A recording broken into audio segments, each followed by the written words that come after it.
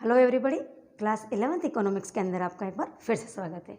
Chapter 6 अपना last video के अंदर कंप्लीट हो गया था, जिसमें अपन ने अपकिरण के माप के रूप में विस्तार, चतुर्थक विचलन, माध्य विचलन और प्रमाप विचलन अच्छे से देख लिया था। आज अपन अपना एक नया लेसन स्टार्ट करेंगे, लेसन नंबर 7, और इसका नाम है सहसंबंध। जैसा कि नाम से स्पष्ट है, सहसंबंध। सह मतलब साथ साथ, संबंध मतलब रिलेशन, इट मीन्स को रिलेशन। सहसंबंध के चैप्टर के अंदर अपन देखेंगे कि दो सांख्यिकी श्रेणियों के मध्य किस प्रकार से संबंध होता है। यदि हमें सांख्यिकी विधियों से किसी समस्या का समाधान करना है तो यह आवश्यक है कि हम सांख्यिकी श्रेणियों के मध्य संबंध को भी जानें। तो जब दो सांख्यिकी श्रेणियाँ दे रखी हो, जिसमें एक सांख्यिकी श्रेणी दूसरी सांख्यिकी श्रेणी से प्रभावित होती हो, तो इसे अपन कहेंगे कि दोनों के मध्य सहसंबंध है। तो सहसंबंध का मतलब होता है दो चरों में संबंध, अर्थात जब अपन सहसंबंध की बात करेंगे तो हम द्विचरी यानी दो चरों की बात करेंगे, क्योंकि सहसंबंध के लिए एक से अधिक चर का होना आवश्यक है। मिनिमम दो चर आवश्यक है, क्योंकि जब अपन को संबंध निकालना है, एक का दूसरे के ऊपर क्या प्रभाव पड़ता है ये ज्ञात करना है, तो मिनिमम दो चर का होना आवश्यक है। दो से ज़्यादा चर भी हो सकते हैं। तो सहसंबंध के लिए अपन दो चरों के मध्य अध्ययन करेंगे, अर्थात यह एक द्विचरी माप है। सहसंबंध क्या है?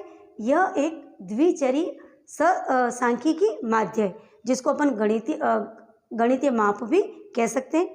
तो सहसंबंध एक सांख्यिकीय माप है और यह एक गणितीय माप है। इसमें अपन कारण व प्रभाव को जानेंगे कि सह मतलब साथ साथ यानी संबंध यानी दोनों के मध्य संबंध। तो इसके अंदर एक श्रेणी कारण होगी तो दूसरी प्रभाव होगी। जब सहसंबंध तभी कहा जाएगा जब दो श्रेणियां हो, जिसमें से एक कारण हो और इसकी वजह से दूसरी प्रभावित होती हो। तो हमेशा ही इसमें एक स्वतंत्र चर होगा और एक आश्रित चर होगा। स्वतंत्र चर जिसको अपन कारण कहेंगे, और स्वतंत्र चर की वजह से जो अन्य चर प्रभावित हो रहा है उसे अपन प्रभाव कहेंगे या आश्रित चर भी कह सकते हैं। अर्थात सहसंबंध में एक स्वतंत्र चर होता है, एक आश्रित चर होता है। जैसे कि तो अपन इसको एग्जाम्पल से समझ सकते हैं कि कीमत और मांग। जैसे अपन इकोनॉमिक्स पढ़ते हैं, अभी आप जैसे 12th में आओगे तो मांग और पूर्ति और उसका कीमत, यानी कीमत, मांग और पूर्ति के ऊपर आपके पूरा लेसन दे रखा है और आपको इसके बारे में बहुत विस्तृत अध्ययन करना है। लेकिन अभी मैं आपको बता दूं कि किसी वस्तु की कीमत और उसकी मांग में संबंध होता है। जब वस्तु की कीमत बढ़ती है तो उसकी मांग कम हो जाती है, और जब वस्तु की कीमत बढ़ती है तो उसकी पूर्ति भी बढ़ जाती है। अर्थात यहाँ पर कीमत स्वतंत्र चर है और मांग और पूर्ति आश्रित चर है। तो कीमत और मांग में, अर्थात किसी वस्तु की कीमत और मांग में जो संबंध होता है, इसे सहसंबंध कहा जाता है। क्यों? क्योंकि एक के कारण दूसरा प्रभावित होता है। या कह लो कि कीमत और वस्तु की पूर्ति में जो संबंध होता है उसे अपन सहसंबंध कहते हैं, क्योंकि एक में परिवर्तन का दूसरे में परिवर्तन को प्रेरित करता है। अर्थात एक कारण होता है तो दूसरा प्रभाव होता है। तो कीमत बढ़ेगी तो मांग कम हो जाएगी, या फिर आय और खर्च में अपन देख सकते हैं, किसी व्यक्ति की इनकम, आय बढ़ती है तो उसका एक्सपेंडिचर अर्थात खर्च भी बढ़ता है। तो आय और जो खर्च है वो भी एक सहसंबंध है।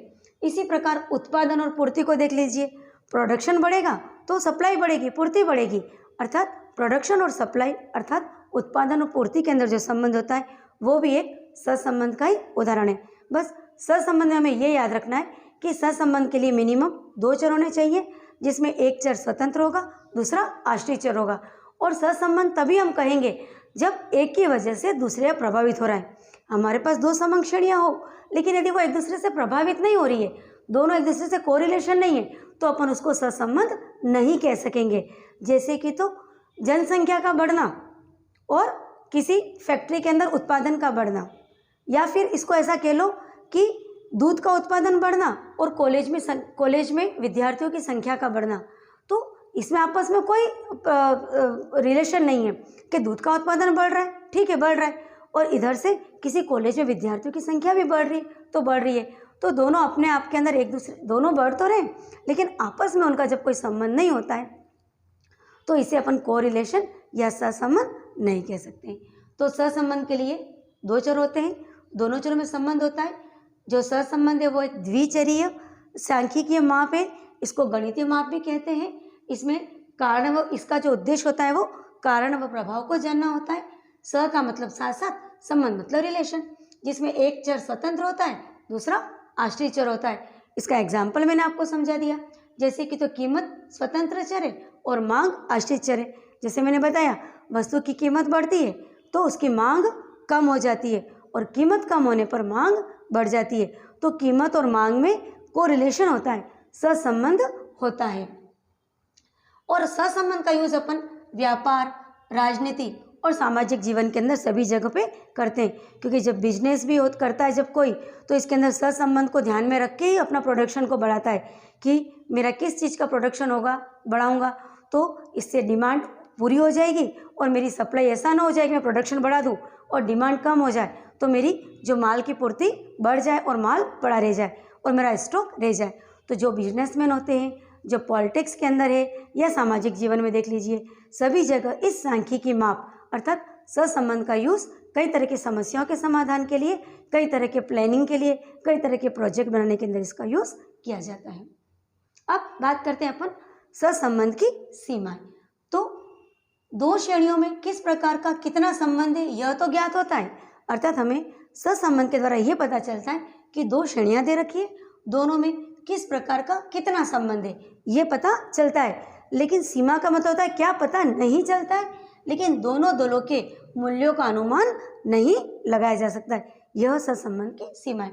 दूसरा, सहसंबंध गुणांक में मूल तथा अनुमाप परिवर्तन का कोई प्रभाव नहीं पड़ता है। और तीसरी सीमा है, कभी कभी जो निरर्थक रिलेशन हो सकते हैं, जैसे सीमेंट का उत्पादन वो कॉलेज में स्टूडेंट की संख्या, ये मैं आपको पहले भी समझा चुकी हूँ कि जैसे सीमेंट का उत्पादन बढ़ रहा है या दूध का उत्पादन बढ़ रहा है और एक तरफ कॉलेज में विद्यार्थियों की संख्या बढ़ रही है, तो दोनों चीज़ें बढ़ तो रही है लेकिन दोनों में कोई संबंध नहीं है। तो कभी कभी संबंध निरर्थक होने पर भी सहसंबंध की आशंका रहती है। तो ये होता है इसकी सीमाएं। चैप्टर को आगे बढ़ाते हैं। सहसंबंध के प्रकार, कि सहसंबंध किस किस तरह से हो सकते हैं। तो आपकी बुक के अंदर सहसंबंध का जो वर्गीकरण या सहसंबंध के प्रकार को 3 आधारों पर बांटा है। परिवर्तन की दिशा के आधार पर, परिवर्तन के अनुपात के आधार पर और चरों की संख्या के आधार पर। अर्थात सहसंबंध को 3 प्रकार से क्लासिफाई किया है। नंबर 1, परिवर्तन की दिशा के आधार पर। सहसंबंध का परिवर्तन की दिशा के आधार पर 2 तरह का हो सकता है, धनात्मक सहसंबंध और ऋणात्मक सहसंबंध। धनात्मक यानी एक के बढ़ने के साथ यदि दूसरा बढ़े और एक के कम होने के साथ दूसरा कम हो तो इसको अपन पॉजिटिव रिलेशन कहेंगे, धनात्मक सहसंबंध कहेंगे। जैसे वस्तु की कीमत बढ़ती है तो उसकी पूर्ति बढ़ती है और वस्तु की कीमत कम होती है तो क्या हो जाता है, मांग बढ़ जाती है। तो पहला वाला संबंध तो धनात्मक संबंध है और दूसरा ऋणात्मक संबंध है। एक बार मैं रिपीट करती हूँ, जब एक चर के अंदर वृद्धि होती है तो जो दूसरा चर है उसमें भी वृद्धि हो जाए, अर्थात स्वतंत्र चर के बढ़ने पर आश्रित चर भी बढ़ जाए तो यह धनात्मक सहसंबंध कहलाता है। जैसे कि तो वस्तु की कीमत और उसकी पूर्ति में होता है। जब वस्तु की कीमत बढ़ती है तो उसकी सप्लाई पूर्ति बढ़ जाती है और वस्तु की कीमत कम होती है तो पूर्ति भी कम हो जाती है।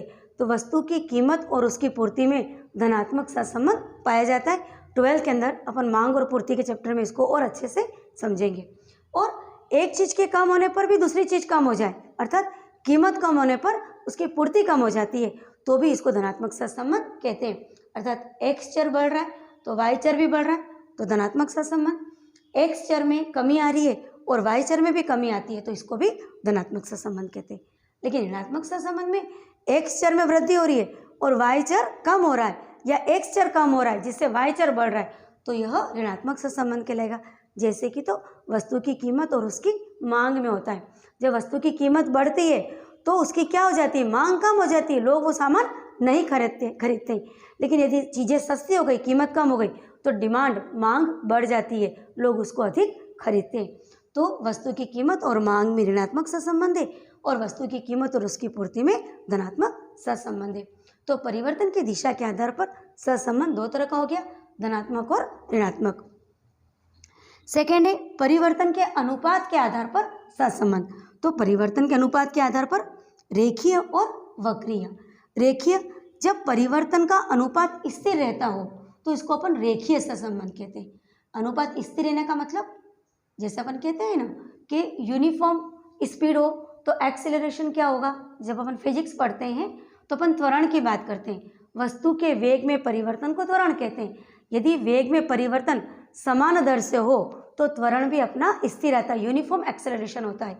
यदि आपने साइंस 9th 10th के अंदर पढ़ी हो तो थोड़ा बहुत याद होगा। अपन यहाँ पर देखते हैं कि रेखीय अर्थात अनुपात स्थिर होना चाहिए, इट मीन्स उसका रेशो सेम स्थिर होना चाहिए, कांस्टेंट होना चाहिए।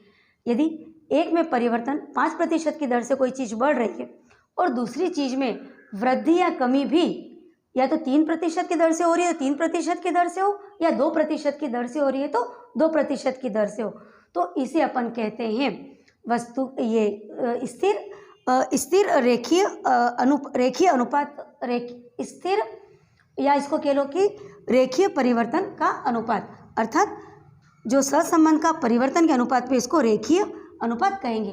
क्यों? क्योंकि इसमें एक चीज के अंदर जो परिवर्तन का जो दर है वो स्थिर होती है, तो इसमें जो ग्राफ होता है वो भी इस तरह से एक रेखा में आता है। क्यों? क्योंकि जो रेशो है दोनों के बीच में वो रेशो स्थिर है। लेकिन यदि एक में कमी व दूसरे में वृद्धि का अनुपात अलग अलग हो, यानी इसमें तो कमी कभी 5% की दर से हो रही है, कभी 2%, कभी 3%, तो वृद्धि भी इसी तरह से हो रही हो, तो इसको कहेंगे वक्री अनुपात। और उस वक्त ग्राफ अपना यू आकार का या पैराबोला आकार का आएगा। तो सिंपल सा ये समझना है कि परिवर्तन के अनुपात के आधार पर सहसंबंध दो प्रकार का होता है। रेखीय, जब परिवर्तन का अनुपात स्थिर रहे, रेशो कांस्टेंट रहे, तो इसको रेखीय अनुपात कहते हैं। और जब जो परिवर्तन का अनुपात चेंज होता रहे, कभी 5%, कभी 3, कभी 2, कभी 4, तो एक में कमी व दूसरे में वृद्धि हो और वो भी अनुपात कैसा हो, चेंज होता रहे, कांस्टेंट न हो, तो इसे अपन कहेंगे वक्रीय परिवर्तन या वक्रीय अनुपात। और इसका जो ग्राफ होता है वो इस तरह से यू आकार का आ जाता है। अब तीसरा जो प्रकार है वो है चरों की संख्या के आधार पर, अर्थात समंक, कितनी समंक श्रेणियां हैं और उसके संख्या के आधार पर सरल, बहुगुणीय सहसंबंध और आंशिक सहसंबंध। अब सरल सहसंबंध, जब दो ही समंक श्रेणियों का अध्ययन कर रहे हो, अपन दो ही चरों का अध्ययन कर रहे हैं, तो अपन इसको सरल सहसंबंध कहेंगे। दो चरों के मध्य जिसमें एक चर स्वतंत्र हो और दूसरा आश्रित, जैसे कीमत और मांग की बात कर रहे हैं या वस्तु की कीमत और पूर्ति की बात कर रहे हैं, तो ये सरल सहसंबंध होता है। लेकिन बहुगुणी, मल्टीपल मीन्स दो से अधिक चरों की बात कर रहे हो, जब स्वतंत्र चर एक से अधिक हो और आश्रित चर मात्र एक हो, तो इसको बहुगुणी सहसंबंध कहेंगे। जैसे कि तो अपन बात करते हैं कि फसल की बात कर रहे हैं कि खाद और वर्षा, यदि अच्छी रहनी हो, अच्छी बारिश हो जाए और अच्छा खाद डाल दें तो हमारी उपज भी अच्छी होगी। तो उपज तो हमारा प्रभाव है और कारण यहाँ पर क्या है, खाद और वर्षा। तो हमारे स्वतंत्र चर एक से अधिक हो गए, वर्षा भी हमारा स्वतंत्र चर है और खाद भी स्वतंत्र चर है। तो जब स्वतंत्र चर एक से अधिक हो, लेकिन उसका अफेक्ट किससे पड़ रहा है, उसका परिणाम या प्रभाव किससे पड़ रहा है, उपज पर।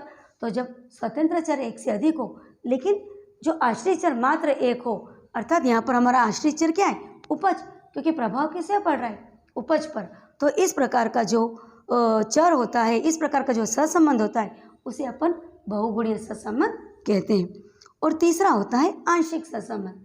आंशिक के अंदर क्या होता है कि जो स्वतंत्र चर दो तो होते हैं, लेकिन उसमें एक स्वतंत्र चर स्थिर होता है और दूसरा स्वतंत्र चर परिवर्तनशील होता है, और उसके ऊपर फिर आश्रित चर डिपेंड होता है। जैसे कि यहीं पे बात कर लो, इसी एग्जाम्पल को इस रूप में लो कि वर्षा को हम अपन स्थिर मान ले।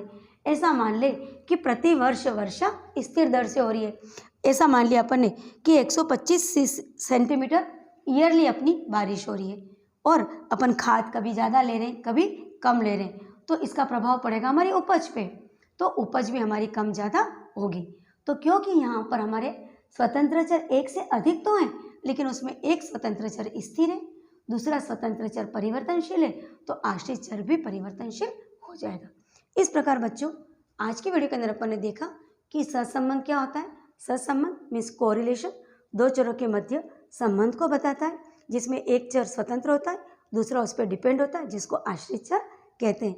फिर अपन ने सहसंबंध को एग्जाम्पल से समझा, सहसंबंध की सीमाएं मैंने आपको बता दी उसके बाद सहसंबंध के 3 प्रकार बता दिए, परिवर्तन की दिशा के आधार पर, परिवर्तन के अनुपात के आधार पर और चरों की संख्या के आधार पर। परिवर्तन की दिशा के आधार पर धनात्मक सहसंबंध, ऋणात्मक सहसंबंध, परिवर्तन के अनुपातों के आधार पर रेखीय सहसंबंध और वक्रीय सहसंबंध, और चरों की संख्या के आधार पर सरल सहसंबंध, बहुगुणीय सहसंबंध और आंशिक सहसंबंध। तो आज की वीडियो में इतना ही काफ़ी है। सहसंबंध को आप अच्छे से देख लीजिए।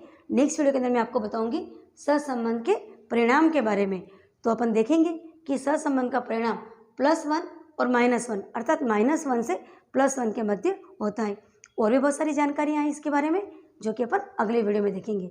तो आज की वीडियो में बस इतना ही काफ़ी है। मेरे साथ बने रहिए। Thank you.